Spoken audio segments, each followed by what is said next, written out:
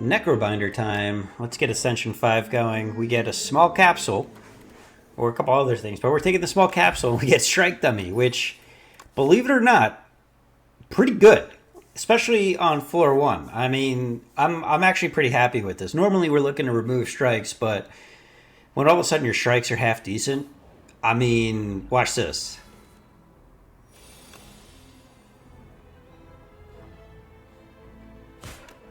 I mean, I probably could have walked you through that, but 9 times 3 is greater than either of those health bars. So yeah, that's the beauty of basically upgraded strikes, all upgraded strikes early on. And if you get random upgraded strikes later, they're even better. There's just not really much downside to them. Obviously, it falls off towards the end of the game, but in the very beginning stages, it's good. So we're offered a Capture Spirit here, which I really just haven't played with much, and I want to give it a shot. And of course, we are going to take a Putrefy here, most definitely looking at these options. So yeah, pretty good start. I mean, Putrefy with strong strikes and something that either adds 2 block or 2 strength seems pretty good. Well, not 2 strength, but 2 damage. That also works with Putrefy if we go for the attack route. But since we don't have any multi-attacks, I usually go with Nimble in these situations. It's just a little bit more efficient. Only thing we have really to do that with is a defend, but that'll be fine. That'll work. Then we get the chest option here of greedy chest or little chest. I mean, 9 times out of 10, I'm going for the greedy chest. Although I am definitely finding that maybe our curse tolerance, depending on the character, isn't as strong as I think it is when you can't remove them. Drawing 2 curses in the same hand is always pretty awful. But here we're seeing the benefit of that defend with the nimble. We take 0 damage. Asti dies, but who cares? That's what he does. Human, or not human, I guess skeletal meat shield, which is an oxymoron for sure, but yeah, it is what it is. We're up against a spinner guy, and we'll take him out pretty quickly. So this is a commentary after the fact. It was a game I played. I think I played it yesterday. Maybe it was 2 days ago. Whatever it was. And I'm finding that Necrobinder I find pretty straightforward. I've not been able to... well, I haven't died very much playing the Necrobinder. I tend to build up a little bit of defense in a combination of good defensive cards that add weak, like Defy. Is it Defy? Whatever it is. Things like Putrefy, so you get weak through that. Also vulnerable. And then just build Asti up a little bit. So here we can take the cheese or a couple of cards. I'm going to go for a couple of cards. I like the cards generally. The cheese is good, especially on like the first floor or something. Especially if you have a character that you struggle with. But because I don't really struggle with Asti at all yet, I figured maybe this was better off playing a little bit more aggressively. We get Sleight of Flesh, which is a great card, along with Negative Pulse, which does 9 AoE and 7 AoE. So, very powerful. And this dock fight is not nearly as scary as it would have been if I didn't have both of those cards.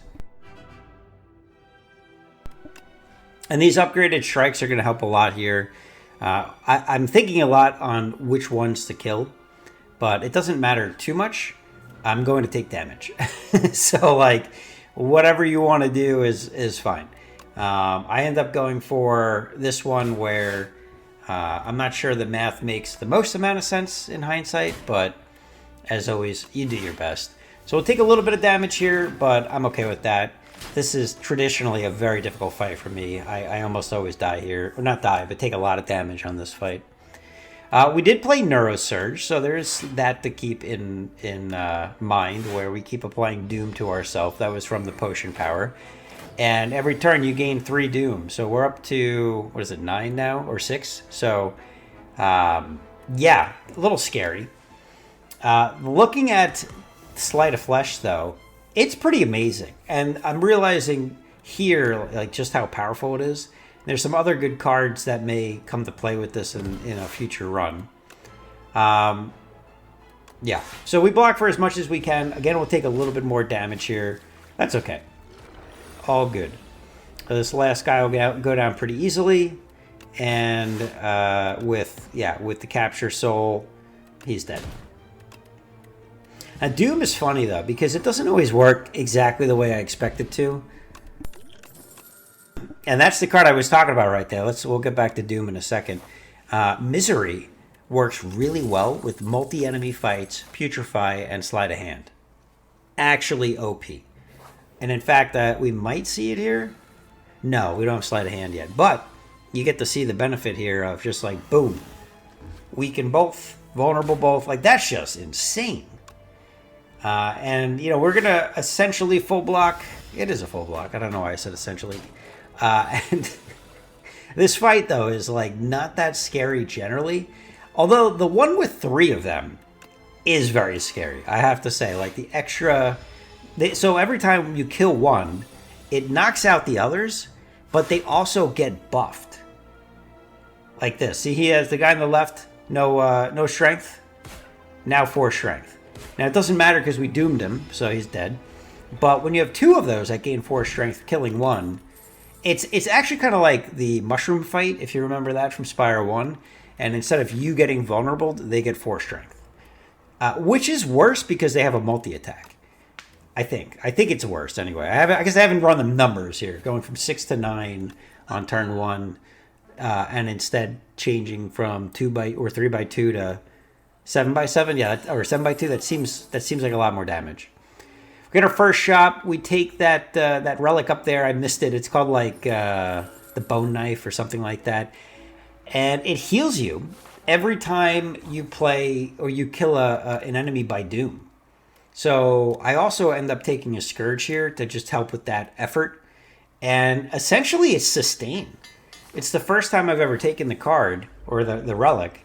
So this is kind of a new way to play for us. And I'm kind of interested to see how strong it is.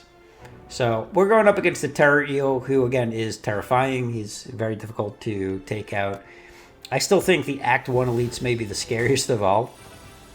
And we got to get him down to 70. If we can get him to 70, we stun him.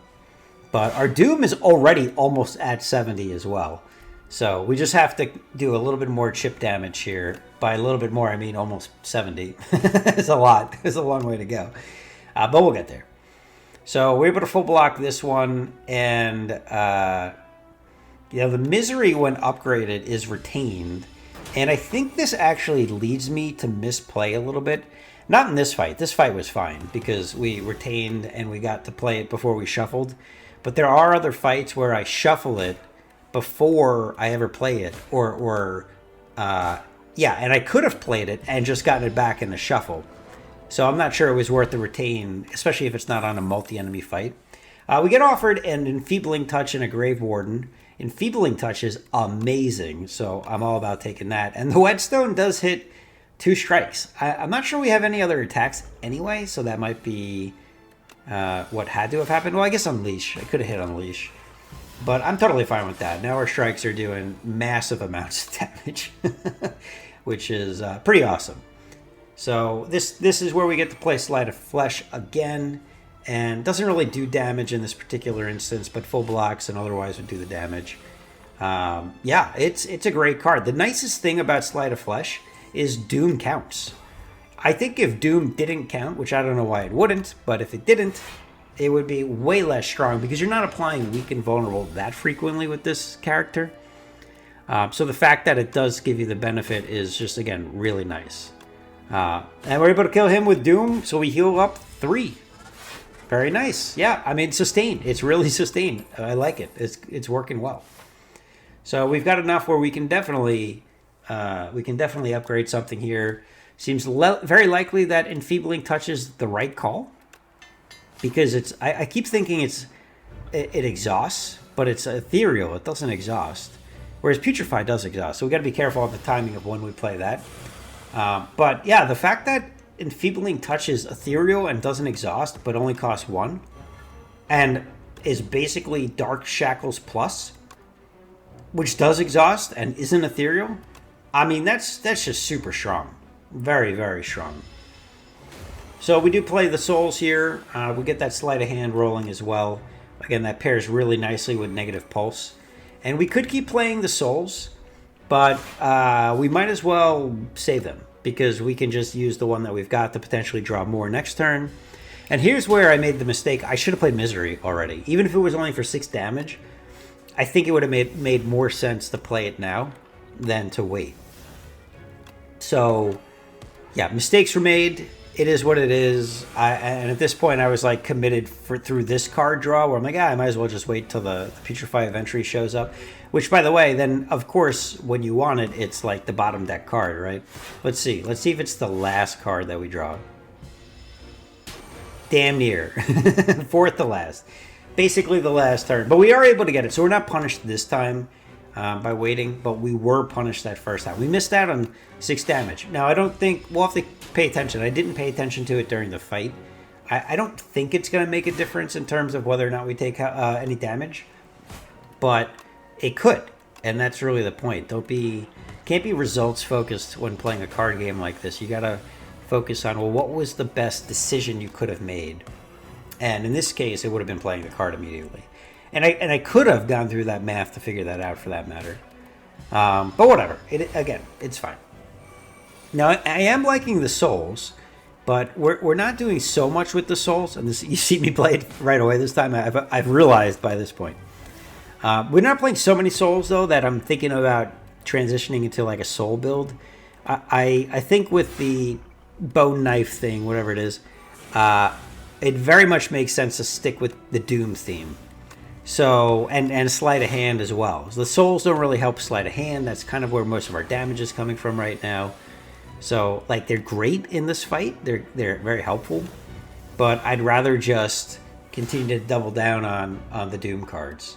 Now, we are able to take him out in this particular turn. He's still going to attack us, though, of course. And the problem that I've got now with this guy is Doom doesn't work. And I think it's kind of BS. For real. I think it should work here. And it's somewhat annoying that it doesn't. Like, it pulls it into the underground. I feel like this should definitely just be a way you can kill this guy and get past this infinity turn. Now, I get it. Like, that defeats the purpose of this mechanic that you have to build around. But why not? Like, that's a fair way to build around it. Also, I didn't know this, but we learned right there that Asti takes damage from that. Because of that, I didn't play pull aggro and I focused on maximizing defend.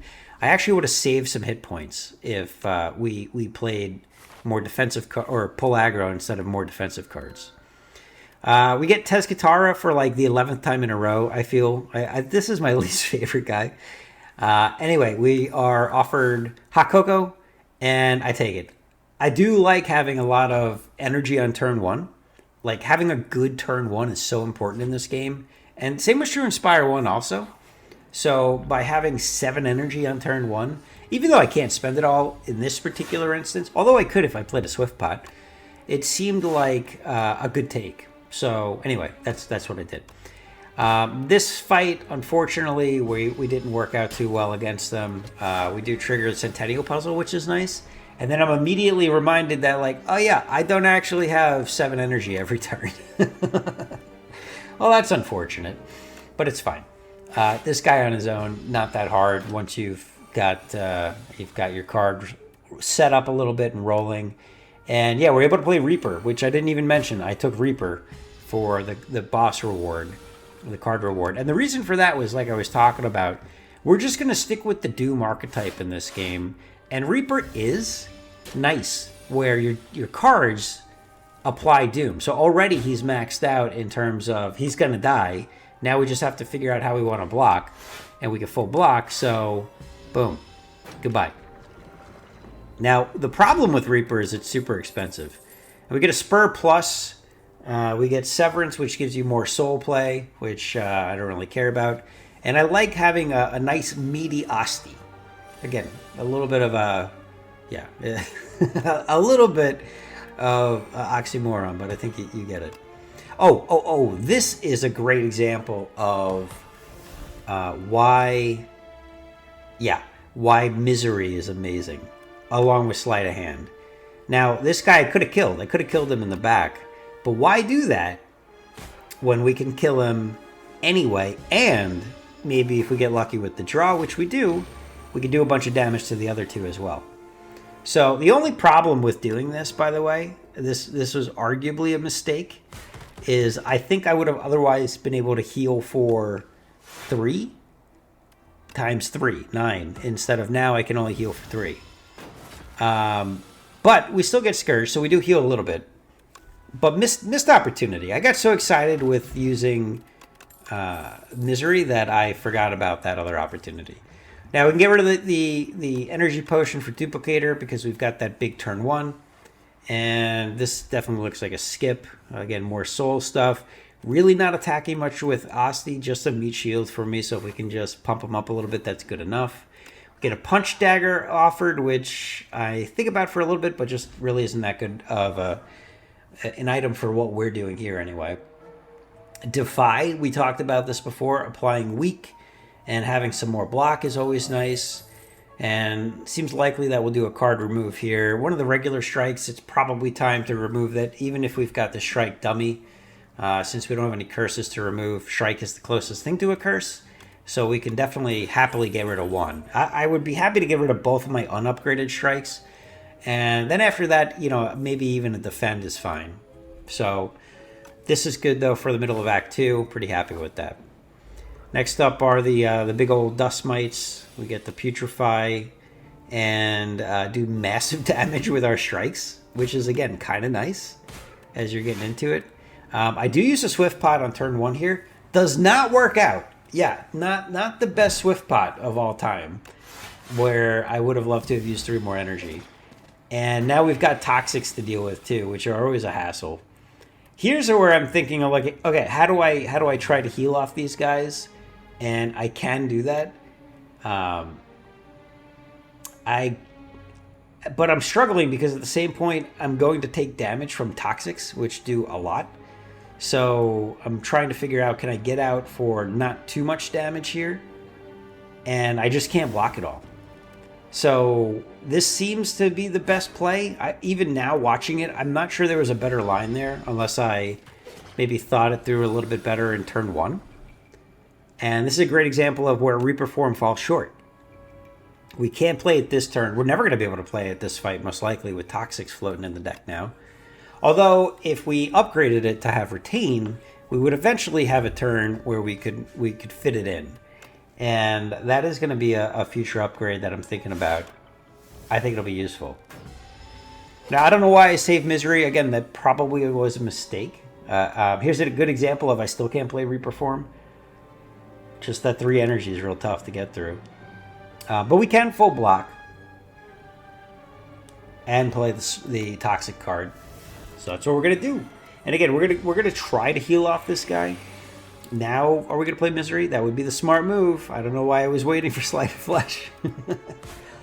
And yeah, unfortunately, these guys scale pretty harsh. So, you know, we are looking to take even more damage here. I don't think there's a way to do enough to get out of this fight with 2 Toxics. So this is a tough Act 2 fight for sure. But we're getting there. He is dead at this point, but we have to almost full block. Yeah, I think we took 1 at the end there. But we healed 3, so that's a pretty good result.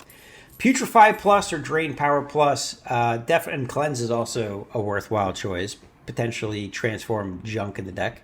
But Putrefy again with Sleight of Hand or Sleight of Flesh is definitely the pick here. So next up, that's going to take us to the Horned Toad. The Horned Toad has been very, once you understand the attack pattern, this guy is pretty easy. Your deck should, on average, be pretty well set up to deal with this amount of damage coming at you. And with some weak and just a little bit of block, and especially with Asti here, he really can't get through the tools that we have.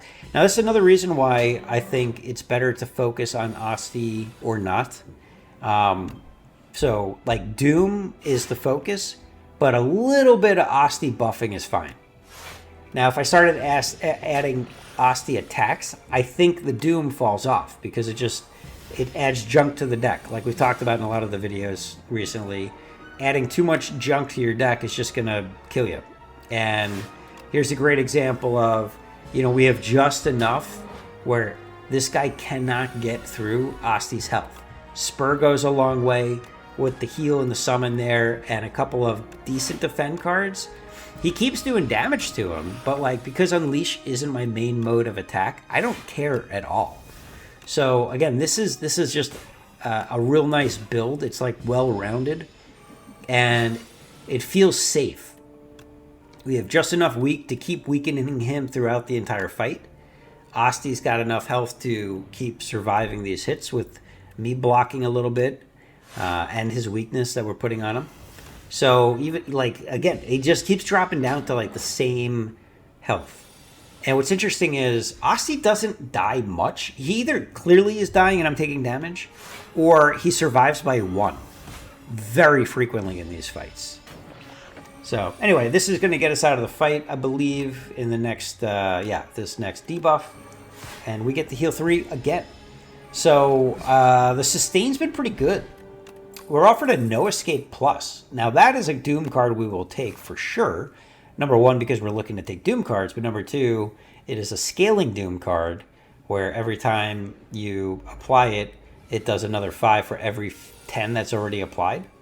So that's really nice. And we get the Bullbugs again. I feel like there needs to be a little bit more enemy diversity in the axe. I feel like we often seem to fight the same enemies too frequently. But I get it. We're still in... I was going to say we're in alpha. We're not. We're in beta. But it is early access. So maybe they'll add more enemies. I don't know. Maybe this is it. But it would be nice to get a little bit more variety for just, spicing it up a little bit. We do take a little bit of damage there. That's fine. Asti did die, so immediately disproving what I said a moment earlier, which is totally fine. And this fight is obnoxious. I think there's a good chance that we actually take a little bit more damage here because of the way Doom works. But I do like how Doom works. I like the fact that it's not just poison for this guy and that the mechanic is slightly different. It can just be frustrating at times when, you're like, wow, if this was poison, we'd be fine. They'd be dead already, but no. Here we get to use Misery again, which is kind of cool. And I think that does enough damage where it kills the other guy, which is pretty wild. Because there were 3 debuffs on him. The Doom, the Weakness, and the Vulnerable. I don't know if the Stun counts as a debuff. Like, I didn't actually check that out. I guess I could look at that after and see if that's something that would benefit us in the future. Did we hit him for 9x4? Huh. Well, if I did, let me know, because I didn't catch it, and I'm curious. So, yeah, good fight, though, for the most part. We did, well, not that great of a fight. We did take a lot of damage, so, but we'll get out of it with no more, and a little heal. That'll do it.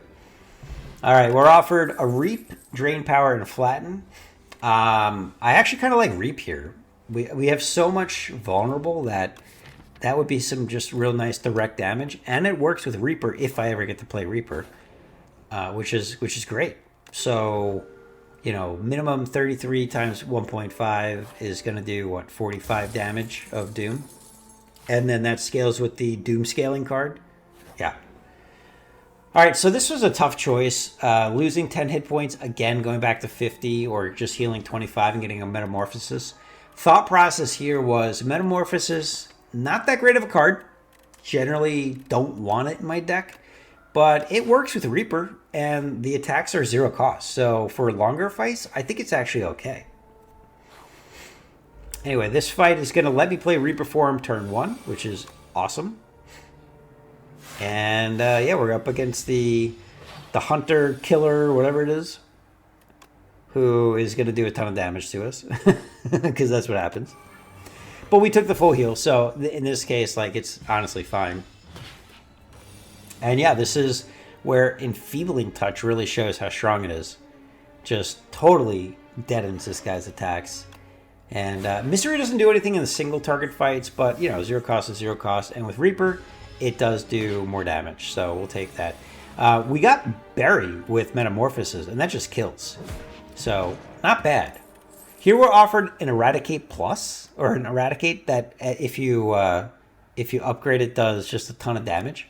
And it retains unupgraded, which again is going to be perfect with Reaper. There's going to be turns where it just makes sense to have it.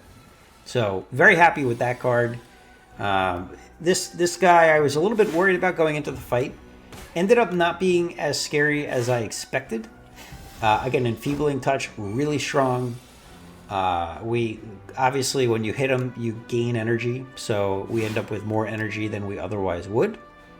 Although I didn't do it there for some reason, as I'm talking about it. Didn't matter that much, but we did miss out on a Strike Plus, which is too bad. And Putrefy will once again come in pretty clutch here, letting us dish out some pretty high damage, which is nice. But, you know, in this case, we really got to focus on blocking for as much as we can. Because while it's fine to take some damage early on, we've already taken a bunch, and I don't want to take more. Because this is the point where if we take more from here, we're going to have to heal. I don't believe there's any more shops or campfires between here and the boss beyond the pre-boss campfire, which means that I'm going to have to use that to, yeah, gonna have to heal. So that's too bad, but it's fine. We'll get through it. He's actually much closer to death than it may look. A nice, well-placed Eradicate with some free attacks here is going to get us over the line for sure. You know, that I gotta say, Metamorphosis, maybe I underestimated a little bit. Maybe it's better than I give it credit for. Soulstorm, not terrible with Captured Soul, Captured Spirit, whatever the card is. And we actually end up basically full blocking here, which was kind of surprising. So the deck is starting to feel pretty strong. And again, the Metamorphosis cards in this fight in particular are just giving us energy. So Metamorphosis has been net positive, both with damage done as well as just gaining extra energy. Now, Asti at this point has reached his phase where he basically stays alive. So that's kind of cool. But we're getting close. He's not going to get us much further here. We really have to make sure that we're taking this guy out here in the near future. Even with all this defense, if I want to get the kill, I have to play both of these cards. And did I have to play both? Maybe I didn't have to play both. Maybe I could have played one more block card. I'm not actually sure. But yeah, we do a quick check on Pull From Below. We don't have that much ethereal cards to play. Enfeebling Touch, I think, is the only one. So we're not gonna grab that. Although that would be pretty cool in a Enfeebling Touch. No. Ethereal card deck in general. And I decided to play Reap here. Probably shouldn't have, but I just had the energy. And after not playing Misery earlier, I was like, maybe we should play one of them. We play Enfeebling Touch purely so we don't lose it. Just a reminder that, like, Ethereal disappears if you don't play it. But, like, overall, this enemy, not terribly scary. The thing is, with Asti, cards like Pull Aggro actually block for, like, 75% instead of whatever Frail puts you at. And that's because Asti does his health doesn't get affected. So Summon is not block. So Frail doesn't affect Summon.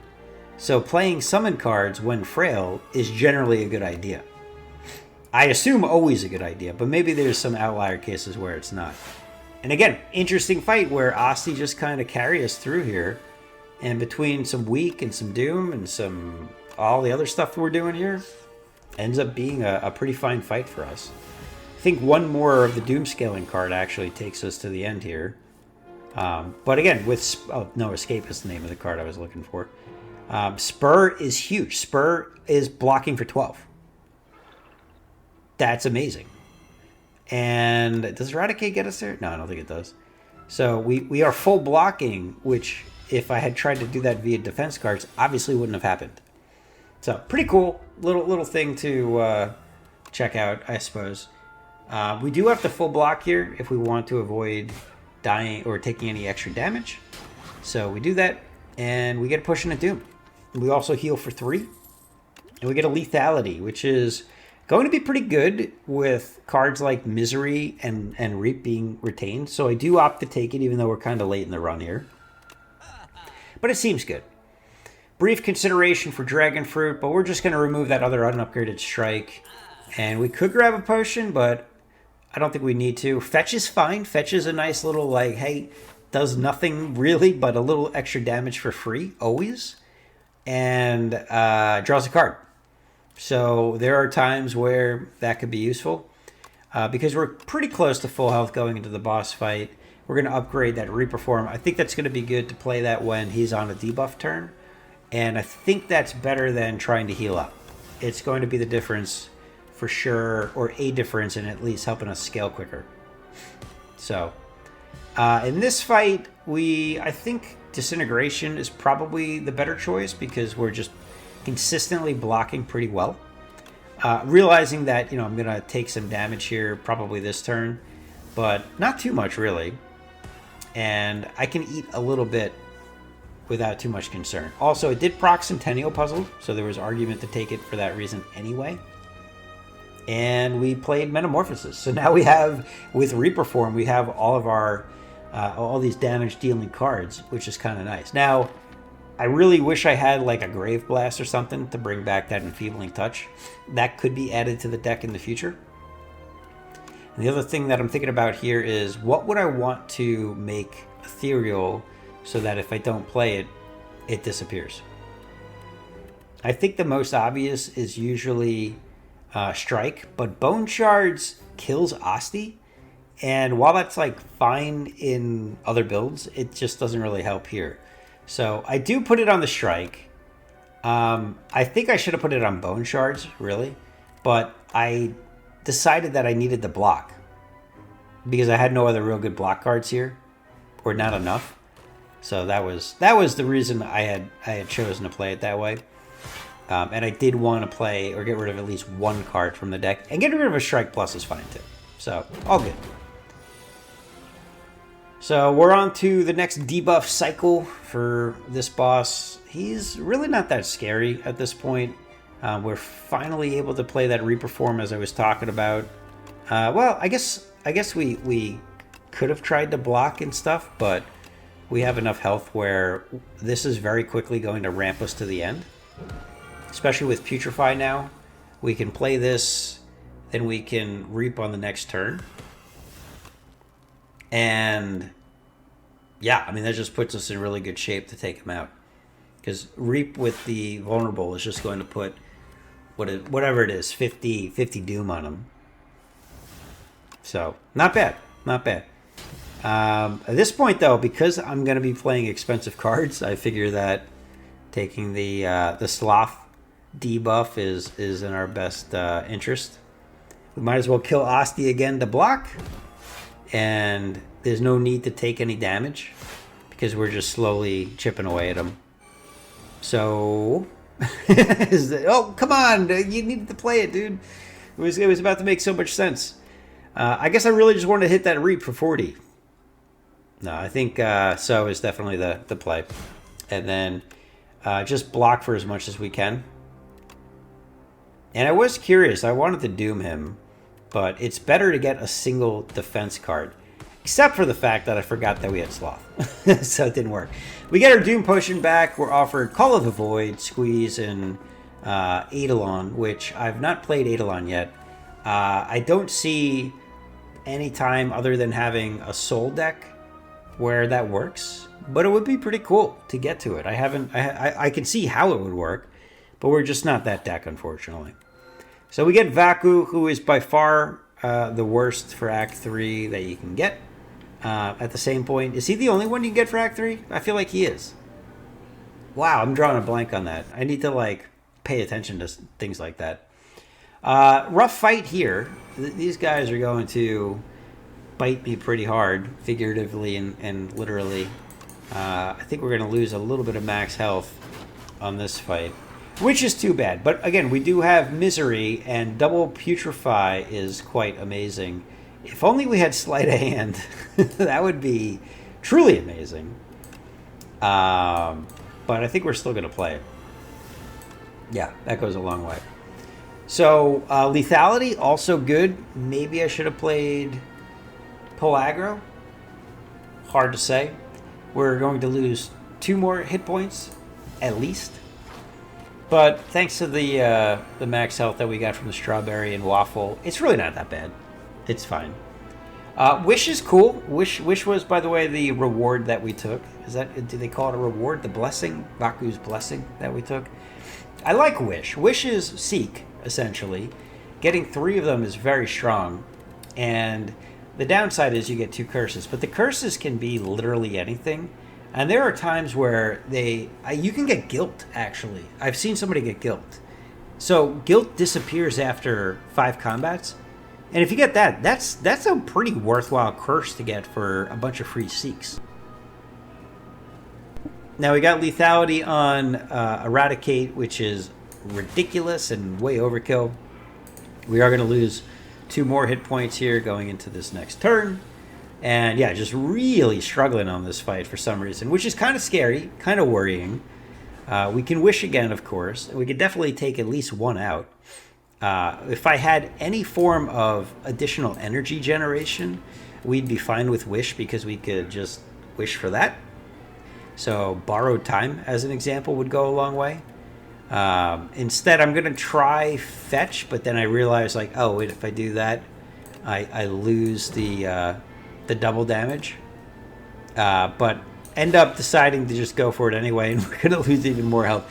I don't know if that was the right play. I feel like that could have been played a little bit differently. I might have been rushing that a little bit, but it's fine. We're through it. We get a fish oil that we're not going to take. Right hand plus looks kind of interesting, but again, we're not doing Aussie attack stuff, so it doesn't really make sense. That's going to take us to the cultist fight. We get to play Sleight of Flesh right away. Always enjoy that. And with lethality on turn 1, that's pretty solid. Now, this does make sense to maintain misery in this case, because we can wish for putrefy, and we can also, there's going to be turns where we don't have any really good attacks. So, like in this case, although we do have reap, but we can't play it if we want to play putrefy. So here's an example of when you might play misery, right? Now, I definitely want to continue to defend here. I think it would have been better to take we did play bodyguard, so that's fine. I was thinking maybe it would have been better to play the nimble defend there that we just drew. And actually, I changed my mind. I think it works out better this way that we didn't, because we needed more on this turn. And by playing this in a regular defend, we actually full block. So, yeah, changed my mind. That it worked out better to just play the defense in a strike plus. And now he's got 40 doom on him. We didn't take any damage, and we could take him out with reap if we want. Now, if we do that, we're going to take a bunch of damage.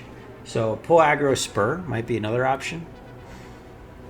I don't actually remember how we get out of this. We deal almost all the damage we need to.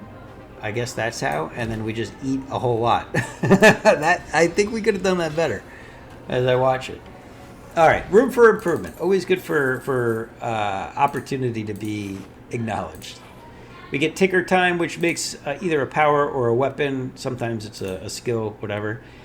We get Mad Science, where powers cost 1 less, which is actually amazing, because Reperform is so expensive. I rarely get it in play, so kind of liking it. We get the Faux Shopkeeper here again, as always, as is tradition.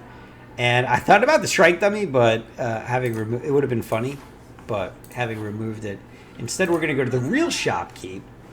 I still can't take Tent ever, never have I ever, but Borrowed Time shows up just in time, because we need more energy. Now, we did just take an Evoke, and that's great. But Automation, was it Automation? Yeah, Automation and Borrowed Time and Invoke basically solves our energy concerns for the rest of the game here, in my mind anyway. We also get some more defense with Oddly Smooth Stone. That's always nice. We have the opportunity to duplicate our deck. I don't want to do that right now. We get a bunch of curses with the wishes and all that, so I opt to skip that, and we're just going to keep moving right along here. We get another upgrade with how close we are to max health. It doesn't really make sense. And we can make Mad Science innate with the upgrade. Incredible. Actually incredible. And this should take us pretty comfortably down through to the dormant, except for the fact that we go against the guy who makes powers deal damage to you. You can't win. Just can't win here. The Electro Head, whatever this guy is. I do opt to still play 1. This is going to cause me to take 1 damage. Or do I take 2? No. Yeah, I was going to say, there's no need to do that. This is a perfect proc of Centennial Puzzle, though, so this is actually completely fine.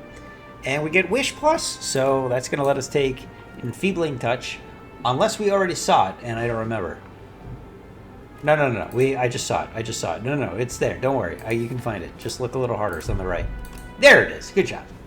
Good job past me. And totally wrecks this guy. So Fear continuing to do what it does, which is pretty good. Again, don't really want to play any of these powers. Seems unnecessary. Doom just is always good to play here. Although, yeah, a lot of options here. Do we want to put on Vulnerable? We don't have Sleight of Hand on, I don't believe. So just getting more souls in the deck is, I think, the best decision. Good example of being able to play Fetch. Fetch got us another soul. I suppose without Fetch, we still would have got soul, but yeah, I don't know. Fetch seems fine. It's like a better FTL. Why not? Yeah, if you get Strength and stuff, it's even better. I think it's a good card. I think it's fine to take. So anyway, on this this fight, I think we're already in pretty good shape here. You know, being able to pick cards is just so strong with Wish. So even if you don't draw the cards that you want early on, it can sometimes give you the turn that you wish you had. Maybe that's why it's called Wish. I mean, obviously it's called Wish because you're wishing for a card. Whatever. You get the idea.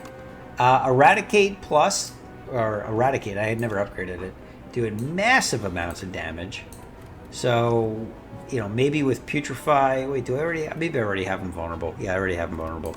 So, instead, well, he's already weakened too. Yeah, I don't know.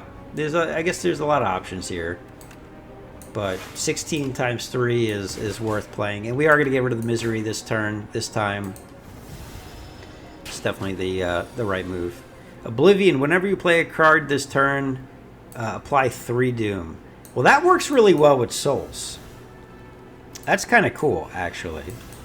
And the Souls, if we had a lot of them, could potentially apply a whole lot of Doom. Speaking of Doom, I'm getting tired of fighting this guy, so we're going to take some damage, which we were going to take anyway, but at least this way we get the heal by killing him with the Doom Potion. Replace that immediately with a Weakness Potion, and while we could skip here, No Escape Plus number 2 seems like really nice scaling, but our deck is getting big again. This is always the problem at the end of the game. Like, I feel like we don't want to take more decks at this, or more cards at this point to the deck. We do get a nice turn 1, actually, between Wish and the Scourge Plus. That draws 2 cards. Our powers are now free. And we can wish for all of our wishes and just get them out of the deck if we wanted. I kind of like drawing them later, though. Really what I'm realizing I need here is more card draw. And we just played basically our only card draw. I guess Fetch is technically card draw, but not the type we want. We want something that draws more than 1 card. But it's fine. Now, Owl Magistrate, I think we can take down. Aussie does not die, so we do not take any damage. And we get another Wish, which Wish Plus retains, by the way, which is really nice. We do get Enfeebling Touchdown, so again, this guy just not all that scary. And now I'm thinking like, hey, this guy actually is, if we can get some, if we can get Reaper on, look how much damage we just do with Eradicate. If that was all applied Doom, he would actually be dead already. So maybe I should have wished for Reaper form in a prior turn, but didn't get there. That's fine. It's yeah, it is what it is. You know, this turn, I think I was looking for Enfeebling Touch again, maybe. or just big block cards. But the alternative is just Reaper Form and Borrowed Time. And then we can defend a couple of times, take a little bit of damage. The weakness, I think, is good too. It's totally fine. But we are going to take some damage in this particular fight. Automation for free is really nice. Call of the Void free, really nice. And this fight is coming to a close pretty quickly. You know what I'm realizing? I don't actually know. Does Eradicate exhaust? Huh. I wonder if it does. Because if it doesn't... Oh, that's pretty strong, isn't it? Anyway, I think I just tried to play Reap and realized I did not have enough energy to do that. Between Reap and Misery, I think we kill. Right? Reap does, with lethality, just a ton of damage. Yeah. Oh, wait, no. No. Oh, no. Oh, yeah, he's vulnerable. We're good. All right, Sikkim Plus, Sculpting Trike, Afterlife. No, we don't want any of this. And, yeah, we're forced to go to the shop for 70 gold, which I guess we could get a negative pulse if we wanted. Or maybe a fire potion, which seems completely pointless, so we're not going to grab that for sure. We will take the negative pulse, though. No reason not to. Again, it helps with the Doom scaling. It's a good block card. And we're on to the Doorman. This is the reworked Doorman from beta branch or version 3, whatever we're up to now, the third update they've done. So a little bit different from the first runs you might have seen. I don't know if I would say he's harder. In fact, I think, if anything, he might be easier. Because it lets you, like, exhaust cards that you wouldn't otherwise exhaust. And it can improve your deck. Also, we get Reap on turn 1, which makes this fight immediately less scary. Yeah, like Scourge, sure. I'll play that once and then happily never play it again. Same with Capture Spirit, Invoke, Bodyguard, all these cards. Go away. I don't need you. Now, we could weaken him now, or we could wait a couple of turns. I think it's fine to do it now. Minimize the damage up front. I guess we'll keep the Capture Spirit for another fight. And he no longer eats your cards. I guess that's the equivalent of, instead of eating your cards by physically removing them, which I thought was a cool mechanic. Weird and annoying at times, but it was definitely different. Now... he just has 3 different things where he either makes your cards cost 1 more, he eats your cards, or what is the third one? It was just happening here, wasn't it? I don't remember. This is the one where it costs 1 more to play a card, so no use of playing Borrowed Time. Call of the Void just goes back to regular price, but he's not attacking. So again, like, honestly, not that scary. Oh, and it's only the first card you play that costs 1 more. So even less of an effect. Yeah, just not a scary fight at all. I wouldn't say it's a gimme fight, but I no longer think he's harder than the test subject. I think they have, for me, switched in difficulty from test subject used to be the easiest fight, and I would struggle. I had only ever lost to Dorman, actually. Maybe Queen killed me once, too. But now it's reversed. Now I don't think I've lost to the reworked Doormaker. Doormaker. And I have lost to, the other guy. So, the test subject. But, whatever. Doesn't really matter. This fight is going very well for us. Osti's already still alive. Yeah, what does this do? I cannot remember. Oh. Well, it doesn't matter. We got the duplicator with Eradicate. And we're just going to doom him to death with that between Reaper and Misery now. And he's dead. That's it. Take him to the underground here. So you can take him to the underground, but you can't take the waterfall guy? I'm telling you, it makes no sense. Anyway, that was Necrobinder going through Ascension 5 with the Doom build. I hope you enjoyed that. We'll see you in the next one.